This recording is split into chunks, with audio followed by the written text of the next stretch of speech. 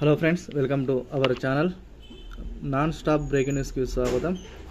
తెలంగాణ రాష్ట్ర ప్రభుత్వ ఉద్యోగులకు హైకోర్టు నుండి అదేవిధంగా ప్రభుత్వం నుండి ఒక గొప్ప శుభవార్త అయితే తీసుకురావడం జరిగింది. ఉద్యోగులకు సంబంధించిన కీలకమైన అప్డేట్ అనేది ఎప్పటికప్పుడు మన ఛానల్ మీకు అందించడం జరుగుతుంది. కాబట్టి మన ఛానల్ని ఫస్ట్ టైం ఎవరైతే వీక్షిస్తున్నారో ప్రతి ఒక్కరు సబ్స్క్రైబ్ చేసుకోండి, బెల్ అనే గంటను ఆన్లో పెట్టుకోండి. అదేవిధంగా మీకు వీడియో నచ్చినట్లయితే లైక్ చేయండి, వీడియో త్వరగా వీడియో అందరూ కూడా షేర్ చేయడానికి ప్రయత్నించండి. డైలీ 1 to 2 hours వర్క్ చేసి దాదాపు ఒక 4 న్యూస్ పేపర్లు చదివి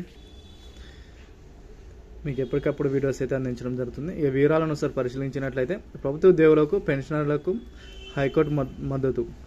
అయితే మన జూన్ 5వ తారీఖున ప్రభుత్వ ఉద్యోగులు చాలా ఏళ్ళుగా ఎదురు చూస్తున్న 50 డిమాండ్స్లకు గాను, అదేవిధంగా డిఏ విడుదలకు గాను ఎన్నో ఆశలు పెట్టుకున్న ప్రభుత్వ ఉద్యోగులకు సీఎం రేవంత్ రెడ్డి గారు నిరాశపరచడం జరిగింది. ఎందుకంటే 5 డిఏలో ఉన్న వాటిలో ఒక డిఏను మాత్రమే ప్రభుత్వం అయితే తక్షణమే విడుదల చేస్తున్నామని, అదేవిధంగా 6 నెలల్లో మరొక డిఏను విడుదల చేస్తున్నామని అయితే హామీ ఇవ్వడం జరిగింది. అయితే ఈ ఒక్క డిఏను మాత్రమే విడుదల చేస్తే మాకు ఏ విధంగా అయితే ఈ ప్రయోజనాలు అయితే కల్పించబడి ఉండదు. కాబట్టి మరొక డిఏను కూడా విడుదల చేయాలని కూడా ఉద్యోగ సంఘాల నుంచి వినతి పత్రాలు అయితే ప్రభుత్వానికి అయితే అందించడం జరిగింది.